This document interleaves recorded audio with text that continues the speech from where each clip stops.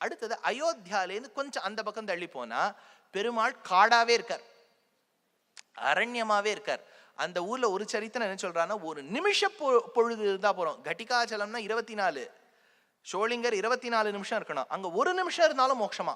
நைமிஷாரண்யத்துள் எந்தாய் அப்படிங்கிற ஒசத்தியான க்ஷேத்திரம். அப்பேற்பட்ட ரிஷிகள் சத்திரயாகம் பண்ணியிருக்கா. நீங்க ஒண்ணுமே இல்லை, பாகவத புஸ்தகம் எடுங்கோ, விஷ்ணு புராணம் எடுங்கோ, மகாபாரதம் எடுங்கோ, சத்யநாராயண பூஜா விரத புஸ்தகத்தை எடுங்கோ, புராணங்கள் எடுங்கோ.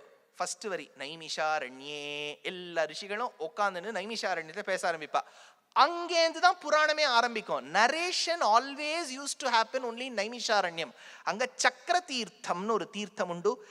அந்த ரிஷிகள் சத்திரயாகம் பண்ணணும் நினைச்ச பொழுது புல்லால் செய்யப்பட்ட சக்கரம் இந்த இடத்தில் விழ இந்த சக்கர தீர்த்தம் ஏற்பட்டது.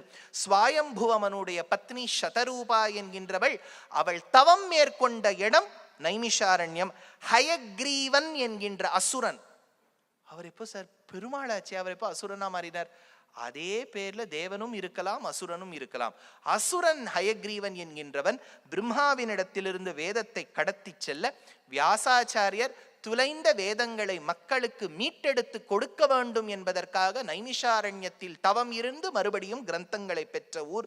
ஊனிடை சுவர் வைத்து 80 உண்ணாட்டி உரோமம் வைந்த 9 வாசல் தானுடை குரம்பை பிரியும் போது உந்தன் சரணமே சரணம் என்றிருந்தேன். தேனுடைய கமல திருவினுக்கரசே திரைக்குள் மானிடுங்கடல் கிடந்தாய் நானுடைய தவத்தால் திருவடியடைந்தேன் நைமிஷாரண்யத்துள் எந்தாய் அப்படின்னு ஆழ்வார் பாடியிருக்கார்.